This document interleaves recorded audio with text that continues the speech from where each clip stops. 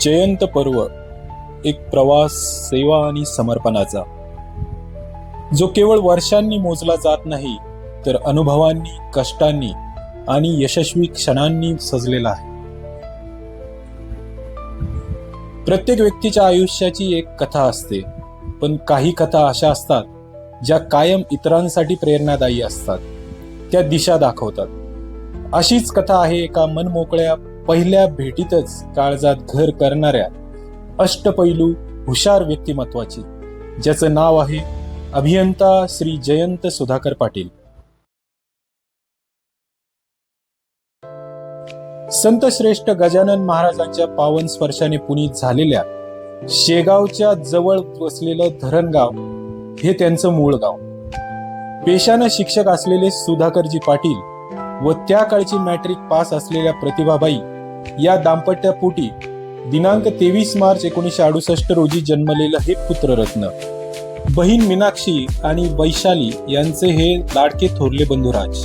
आपलं प्राथमिक आणि माध्यमिक शिक्षण धरण गावातच पूर्ण करून 1986 साली त्यांनी पदविका अभ्यासक्रम शासकीय तंत्रनिकेतन खामगाव येथून पूर्ण केलं. त्यानंतर 1990 साली शासकीय अभियांत्रिकी महाविद्यालय औरंगाबाद म्हणजेच आजचं संभाजीनगर येथून विद्युत अभियांत्रिकीचा पदवी अभ्यासक्रम पूर्ण केला व त्याच साली त्यांनी पदवी पूर्ण झाल्यानंतर जळगाव जिल्ह्यातील फैजपूर येथील JT महाजन पॉलिटेक्निक येथे अध्यापक म्हणून नोकरी करण्यास सुरुवात केली.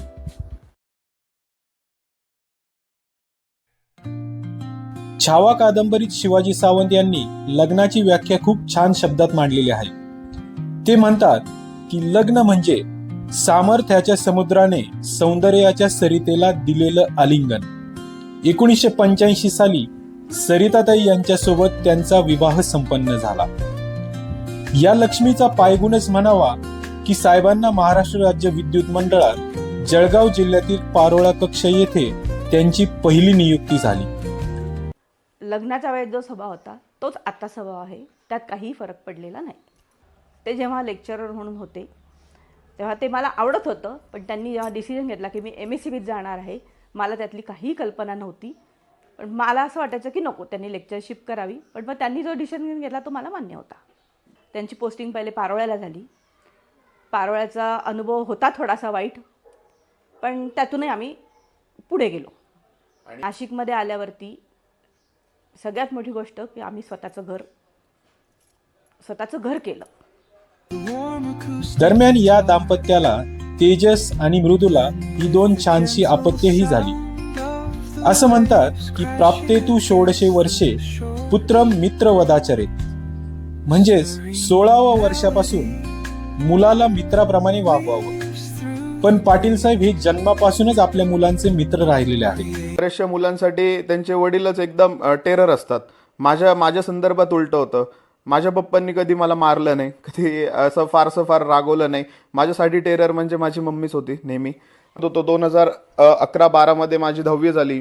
त्या काळात इंजिनिअरिंगला फार अशी वाव होती, पण ते सगळं सोडून मी कॉमर्स बॅकग्राऊंडला जायचं ठरवलं, CA व्हायचं ठरवलं.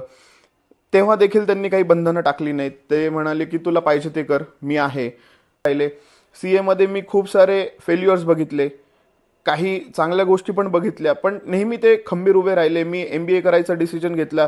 मी देश सोडायचा सुद्धा डिसिजन घेतला की मी MBA भारतात नाही करणार, साऊथ आफ्रिकेत करेल.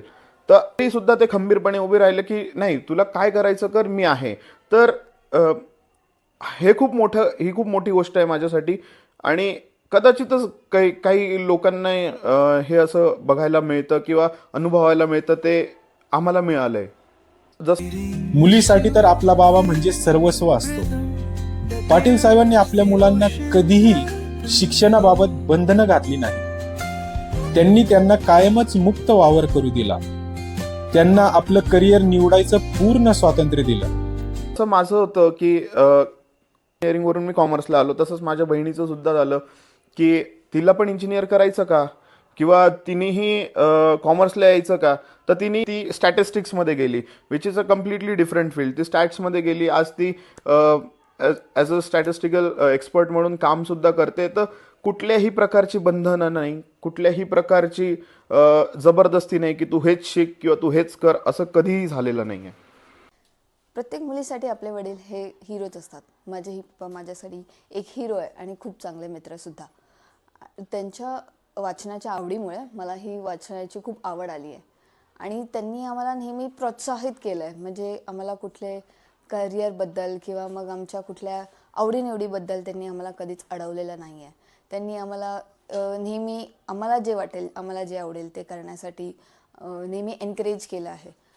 आणि त्यांच्या वर्क म्हणजे त्यांचं जे वर्क आहे त्या सगळ्यांप्रती त्यांचं जे समर्पण आहे, त्यांचं जे डेडिकेशन आहे, त्याच्यातूनच आम्ही मेहनत करणं आणि कन्सिस्टन्सी दाखवणं वर्कमध्ये हे आम्ही त्यांच्याकडूनच शिकलो आहे. त्यांच्या घराची नवीन मेंबर झालेली तेजस्वी सौभाग्यवती म्हणजे सायली ही साहेबांची तर दुसरी मुलगीच आहे. 2024मध्ये माझं आणि तेजसचं लग्न झालं. तेव्हापासून म्हणजे त्या दिवसापासून तर आजपर्यंत मी बाबांचा खूप शांत, संयमी आणि प्रेमळ स्वभाव खूप जवळून अनुभवला आहे. त्या घरात त्यांनी सर्वांना नेहमीच प्रत्येक वेळेस आधार दिला आणि सर्वांना योग्य मार्गदर्शन केले आहे. माझ्यासाठी बाबा फक्त माझे सासरे नाही तर ते मला माझ्या वडिलांसारखे आहेत. कारण ज्या दिवसापासून मी या घरात लग्न करून आली आहे त्या दिवसापासून त्यांनी मला फक्त मुलीचंच प्रेम दिलेलं आहे. असं मला कधीच जाणवलं नाही की हे माझे सासरे आहेत. नेहमी वाटलं की वडीलच आहेत माझे इथे. आपल्या लागवी बोलण्यातून कोणालाही आपलंसं करण्याची हातोटी साहेबांकडे आहे. त्यामुळे अगदी आबालवृद्धांपासून सगळेच त्यांचे मित्र आहेत. आमच्या कॉलनीमध्ये राहायला आल्यानंतर त्यांची आणि आमची ओळख झाली. शेजारी आमच्यासमोर राहायला आल्यानंतर अजूनच जवळ आली. भावाचे रिलेशन आहे आमचे. ते माझे लहान बंधूसारखे आणि आम्ही नेहमी प्रेमाने वागतो. कुठे बाहेरगावी जायचं असलं तर एकमेकाला सांगितल्याशिवाय कुठे निघत नाही आणि बरोबर जातो येतो. कुठेही काही कार्यक्रम असो, पार्टी असो, काही असं आम्ही फिरतो. आणि इतकी मैत्री आहे का नातं, मैत्रीच्या नात्याला नावसुद्धा देऊ शकत नाही. याच्या पुढची नोकरीच्या वेळेला आम्ही फक्त संध्याकाळी भेटणं किंवा सकाळी भेटणं. आता इथून पुढे तर आम्ही बरोबरच असणार आणि बरोबर असल्यानंतर आता इथून पुढचं राहणीमान चेंज होणार आमचं. सगळं खूप छान आहे त्यांचं वागणं, सगळं व्यवस्थित आहे. कोणाला मदत कोणत्या पद्धतीने केली पाहिजे हे पाटील भाऊकडून शिकलं पाहिजे. आणि लग्नात किंवा कुठं बाहेर जायचं लग्नाचं सगळी मदत म्हणजे माहेरचे आणि सासरचे नातेवाईक करत नाही, त्याच्या पलीकडची आमची मैत्री झाली आणि ओळख झाल्यापासून सुखदुःखाला कुठल्याच गोष्टीला कोणीच विसरलेलं नाही. कामाच्या बाबतीतही ते अष्टावधानी आहे. म्हणजे असले कुठलेच विभाग नाहीत की ज्याच्याविषयी त्यांना माहिती नाही. मग ते HR असो, टेक्निकल असो, बिलिंग असो, ऑडिट असो, प्रत्येक विभागाच्या खाचाखोचा बारकावे त्यांना माहिती आहेत. आणि प्रत्येक गोष्टीत बारीक लक्ष असल्यामुळे अगदी शिपायापासून साहेबांपर्यंत त्यांच्याविषयी आदराचीच भावना आहे. मी ज्यावेळेस ग्रामीण डिव्हिजन इथे रुजू झालो त्यावेळेस मला ऑफिसच्या कुठल्याही कामाचा किंवा परचेसच्या कुठल्याही कामाचा अनुभव नव्हता आणि माझ्याकडे परचेस देण्यात आलं होतं. त्यावेळेस मला सगळ्यात मोठा प्रश्न पडला की आता परचेस सांभाळायचं कसं, कारण परचेस हा एक महत्त्वाचा पोर्टफोलिओ होता. पण त्याच वेळेस मी ज्यावेळेस जॉईन झाल्यानंतर मी पाटील साहेबांना भेटलो तर त्यांनी परचेसला काम केलं होतं. त्यांचा खूप अनुभव दांडगा होता त्याच्यामध्ये. त्याच्यामुळं माझी बरीचशी त्यांनी भीती घालवली परचेसबद्दलची. त्यांनी मला परचेसचं काम कसं करायचं हे व्यवस्थितरित्या शिकवलं. तसंच त्यांच्याकडून मी आपण जे फायलिंग करतो ते फायलिंग व्यवस्थित कसं करावं, डेटा मेंटेन कसा करावा, मग ते एक्सेल शीट असतील, गुगल शीट असतील किंवा पॉवर BI असेल, या ज्या गोष्टी आहेत याचा प्रभावीपणे वापर कसा करायचा याबद्दल मी त्यांच्याकडनं खूप शिकलो. आपल्या मराठीत एक शब्द आहे तो आपण सर्वांनी लहानपणी नक्कीच वापरलेला आहे, तो म्हणजे खरुश मास्तर. आपल्या ग्रामीण विभागातील खरुश मास्तर म्हणजे आदरणीय श्री GS पाटील सर. या खरुश मास्तरांनी अनेक जणांचा BMR म्हणजे बेसिक मेराला अनेकदा दुरुस्त केलेले आहे.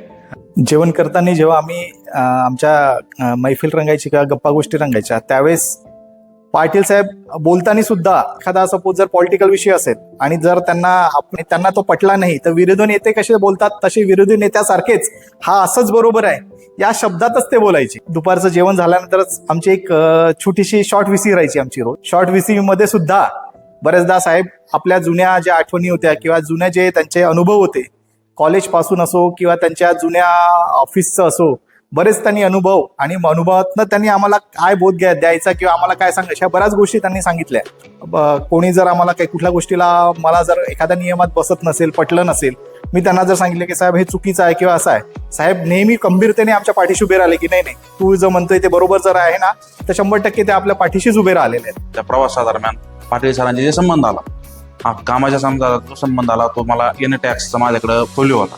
एन टॅक्सच्या बाबतीत मला कुठल्याही प्रकारचं काही माहीत नसताना मला त्यांनी भरपूर ते एन टॅक्सचे बारकावे सगळे शिकवले. याचे रेडी रेंडरचे दर कसे असतात, आपल्या ग्रामपंचायत कसे दर देतात, आपण ते कसे आकारायचे, स्थापत्य विभागाशी आपण कसं कॉर्डिनेशन ठेवायचं, हे मला सर्व शिकवलं त्यांनी. आणि पाटील साहेब ज्यावेळेस रुरल डिव्हिजनला आले त्यावेळेस मी परचेसला होतो आणि माझं काम त्याच वेळेस सोपं झालं, कारण पाटील साहेबांनी ऑलरेडी परचेस सांभाळलेलं होतं. 2च वर्षांनी CIOची इन्क्वायरी लागली होती परचेसची आणि त्याच्यामध्ये रुरल डिव्हिजन आणि अर्बन डिव्हिजन यांचं नाव सुद्धा नव्हतं. ते केवळ आणि केवळ पाटील साहेबांच्या शिस्तीमुळं. काय तुला बोलायचं? पाटील साहेब आल्यानंतर एक गोष्ट खूप माझ्यामध्ये बदल झाला, तो म्हणजे कॉन्फिडन्स खूप वाढला. कारण प्रत्येक अडचणीच्या वेळेस पाटील साहेब हे खूप हिंमत बांधायचे.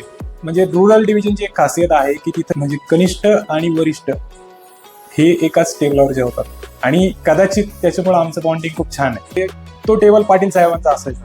भाजीच्या रस्स्याबरोबर किस्स्यांची मैफिल रंगायची आणि त्याच्यात सगळ्यात पुढं असायचे आमचे पाटील साहेब.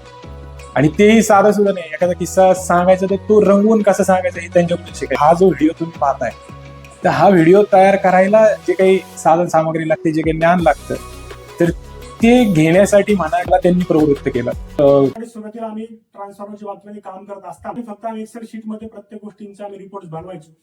परंतु ज्यावेळेस सरांनी जॉईनिंग केलं, जसा महावितरणचा डॅशबोर्ड आहे त्याच धर्तीवरती सरांनी पॉवर BIच्या माध्यमातून एक नवीन यंत्रणा आमची डॅशबोर्ड तयार केली. आणि त्याचा फायदा असा झाला मित्रांनो आम्हाला की ज्या ग्राहकांच्या ट्रान्सफॉर्मर फेल्युअर रिपोर्टची यादी आम्ही दररोज बनवायचो तर ती फक्त माझ्या ऑफिसलाच राहायची, फिल्टररूटलाच. तर सर आल्यानंतर ज्यावेळेस ते सॉफ्टवेअर तयार झालं किंवा आमचं ज्या पण ठिकाणी ऍक्सेस होता, ग्रामीण डिव्हिजनला, फिल्टरला, मान्य कार्यकारी अभियंता साहेबांच्या टेबलवरती असेल किंवा ऍडिशनल साहेबांच्या टेबल असेल किंवा वरिष्ठ अधिकाऱ्यांसाठी, ते आम्हाला ऍट अ इन्स्टंट आमच्या मोबाईलवरती पण साहेबांच्या त्या सॉफ्टवेअरमुळे आम्हाला ऍक्सेस मिळाला. आणि वरिष्ठ कार्यालयाची कोणती मिटिंग लागली तर ते आम्ही 2 मिनिटांमध्ये ती यादी उपलब्ध करून देऊन ती आम्ही त्या गोष्टीचे निराकरण करू शकत होतो. सोबत ज्यावेळेस आपल्या कंपनीच्या एम्प्लॉईच्या केसेस यायच्या तर लोक कंपनी प्रतिनिधी माझी नेमणूक तेव्हा व्हायची. आणि त्याच्यासाठी मला खरंच मेन असा जो काय आधारस्तंभ राहिले तर मान्य जयंत पाटील सर राहिले. जयंत पाटील उच्च वेतन श्रेणीचा म्हणजे जीओचं जे एक्सेल शीट बनवून दिलं होतं की कोण कधी एलिजिबल आहे, कोणाला कधी भेटायला पाहिजे, काय भेटायला पाहिजे, तर त्या एक्सेल शीट मध्ये असं त्यांनी ऍडव्हान्स बनवलं होतं ते. त्यामुळं जिओ सर्वांना वेळ भेटून दिला. माझी आणि पाटील साहेबांची जेव्हा पहिल्यांदी ओळख झाली, तिथलं माझ्या वडिलांबरोबर मी आलो होतो. त्यांनी डायरेक्ट सांगितलं, बापू आता तुम्ही या ऑफिसमध्ये यायचं नाही, आता तुमचे मुलं मोठे झाले, तेच ऑफिसमध्ये येणार, तुम्ही अजिबात काळजी करायची नाही. आणि कामाव्यतिरिक्त पण खूप गोष्टीमध्ये माहिर अशी व्यक्ती आहे. त्यांनी आम्हाला खूप साऱ्या गोष्टी शिकवल्या. आम्हाला वेळोवेळी त्यांनी कॉन्फिडन्स पण दिला, जो मला कॉन्फिडन्स ह्या गोष्टी नव्हतीच माझ्यामध्ये. नमस्कार पाटील साहेब, असा काहीतरी एखादा निर्णय यावा किंवा अशी जादू व्हावी की रिटायरमेंटचं वय वाढून 58 ते 60 व्हावं. तुमच्याबरोबर अजून आम्हाला 2 वर्ष वेळ घालवता येईल. तुमची नगरमध्ये MSCB मध्ये एंट्री आणि माझी MSCB मधील सुरुवात ही जवळपास सोबतच झाली. सुरुवातीला तुमचा तो आवाज ऐकून घाबरायला व्हायचं, वडिलांना पुढे पाठवायचो. नंतर तुमच्यासोबत जो वाढलेला संवाद, तुमच्याबरोबर झालेली ओळख, यातून तुमचं खरं व्यक्तिमत्व कळालं. खरंच साहेब, आज जे काही आहे आम्ही त्यामध्ये सर्वात जास्त वाटा जर कोणाचा असेल तर पाटील साहेब तुमचा आहे. दिवस होत गेले तशी तशी मी सरांना ओळखत गेली, त्याच्यामुळे मग मला सर असे एकदम अनुभवी वाटायला लागले. म्हणजे मी सरांशी अशी मनातली गोष्ट सांगू शकत होती त्यांना, जी काही आधी मी त्यांना सांगू शकत होती, विचारू शकत होती, माझ्या भावना व्यक्त करू शकत होती. आणि ऑफिसमध्ये थोड्या दिवसांनी असं झालं की आम्ही सगळ्या लेडीजला मला काही अडचण आली ना आम्ही त्यांच्याशीच बोलू शकत होतो. खरं त्यांच्यासोबत जेव्हा मी काम करायला लागले, टायपिंगचं काम करायला लागले, तेव्हा मला कळलं ते ॲडिशनल सर आहेत आणि त्यांचा स्वभाव इतका मनमिळाऊ आहे की ते आम्हाला वडीलधाऱ्या माणसांप्रमाणेच जीव लावत होते. सर्व आम्ही जेव्हा ITI संबंधात कामकाज करायचो तेव्हा ते टायपिंग करताना मला त्यांच्याकडनं जाणवलं की ते सुद्धा टायपिंगमध्ये एकदम सुपर फास्ट आहेत. तेव्हा ते 2019 जयंत पाटील सर अतिरिक्त कार्यकारी अभियंता म्हणून ज्यावेळेला जॉईन झाले त्यावेळेला समजलं की सरांनी MBA फायनान्स ही पदवी घेतलेली आहे. सुरुवातीला कळालं नाही की बाबा एक टेक्निकल माणूस आहे आणि त्या टेक्निकल माणसानं ही MBA फायनान्स ही एक किचकट विषय घेऊन का बरं ही पदवी धारण केली असेल. परंतु सरांसोबत काम करत असताना जेव्हा समजलं की ती पदवी सरांनी नावापुरतीच घेतलेली नाही, ते इस्टिमेट ऑडिट असेल, टेंडरिंग ऑडिट असेल, बिलिंग असेल, तर प्रत्येक गोष्टीचं बारीक सारीक गोष्टीचं ज्ञान सरांकडं अवेलेबल होतं. सुरुवातीच्या काळात मी MPSCची तयारी करत होतो तेव्हा सरांसोबत जेव्हा जेव्हा कार्यालयाव्यतिरिक्त वेळ मिळायचा तेव्हा आमची चर्चा व्हायची. जे काही करंट इव्हेंट आहे त्या करंट इव्हेंट बाबतीत सरांचं नॉलेज अफलातून असायचं. मग प्रश्न पडायचा की एकतर 8-8:30 आम्ही ऑफिसला असायचो आणि 8-8:30 नंतर हा माणूस घरी गेल्यानंतर पुस्तक वाचतो कधी, जेवतो कधी, झोपतो कधी.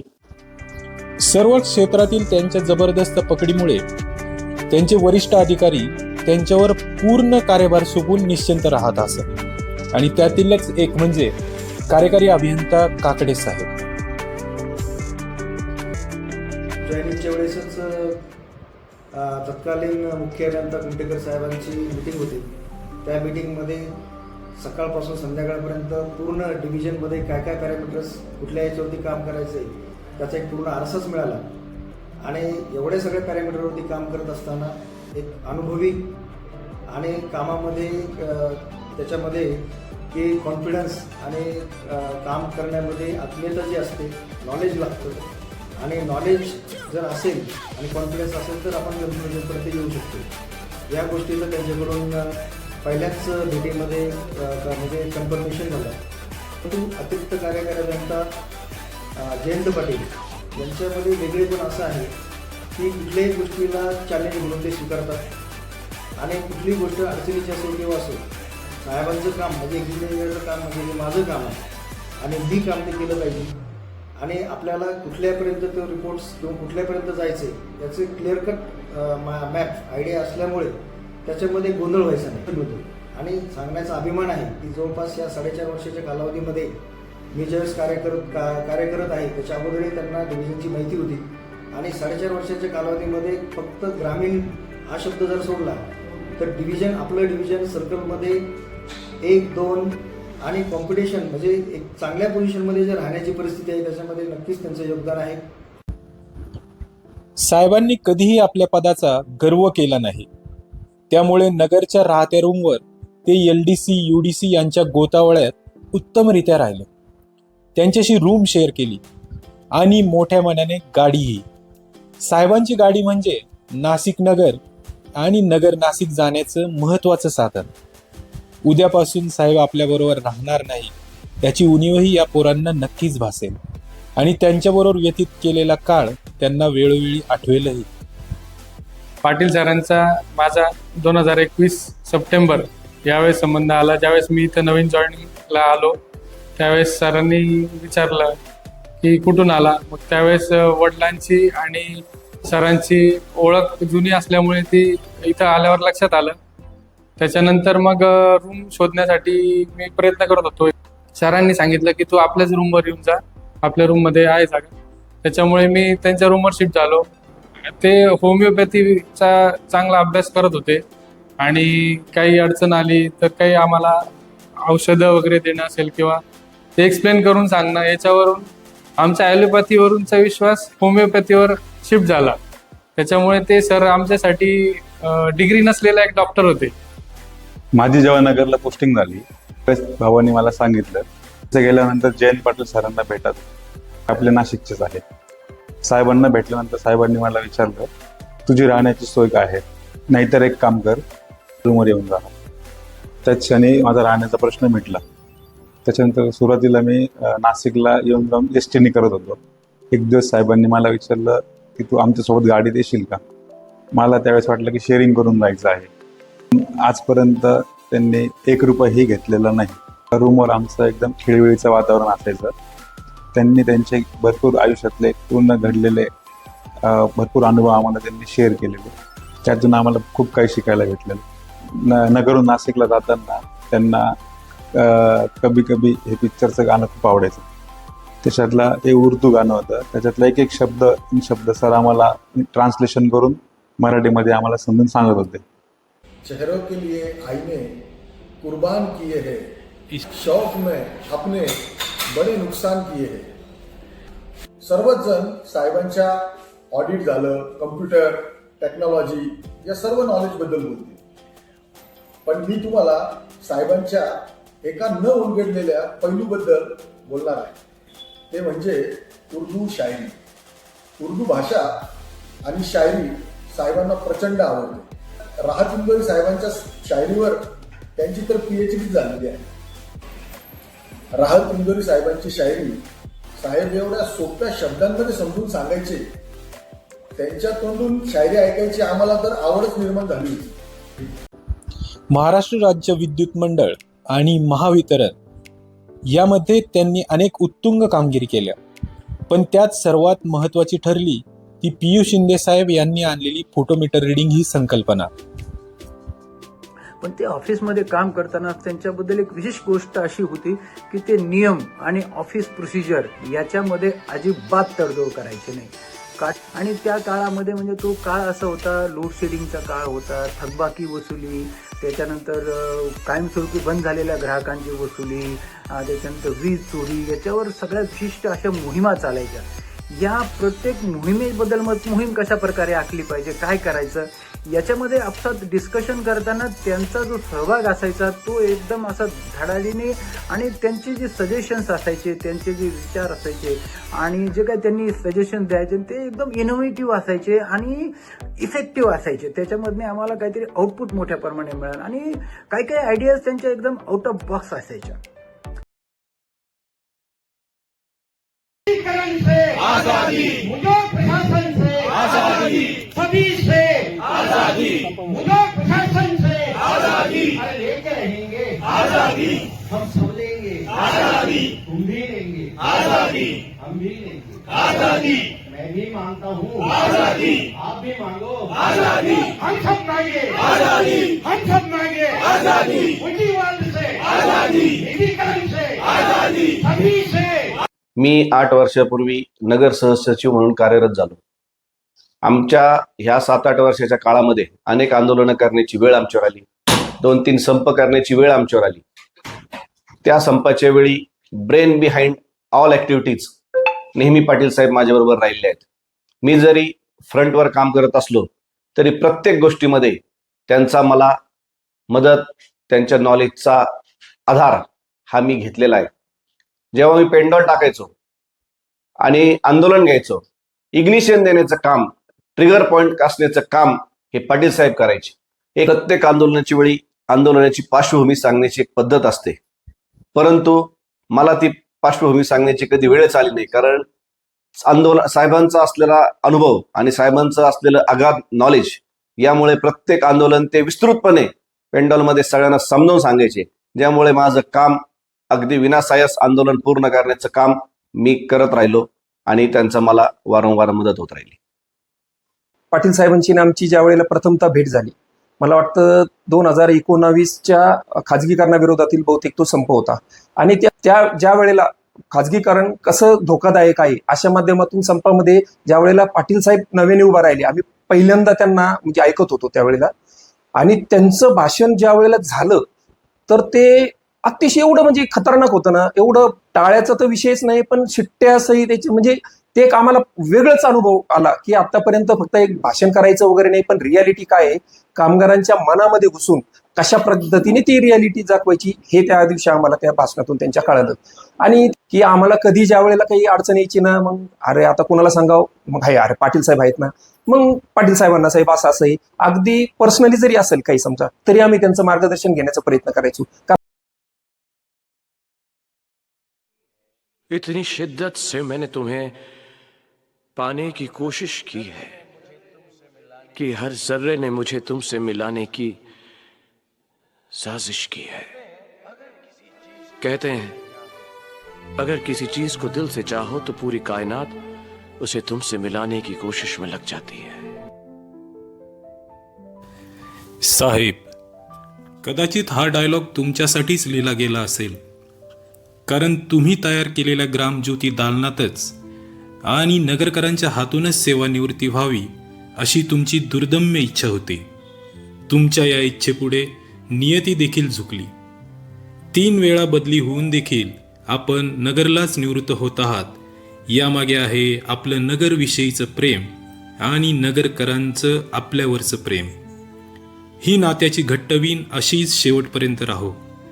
आपल्या या अतूट प्रेमाला, आपण दिलेल्या सेवा आणि समर्पणाला, आपल्या ज्ञानाला, आपल्या निस्वार्थी भावनेला, आपल्या अमोघ वक्तृत्वाला, आपल्या धडाकेबाज नेतृत्वाला अहिल्यानगर वासियांचा मानाचा मुजरा.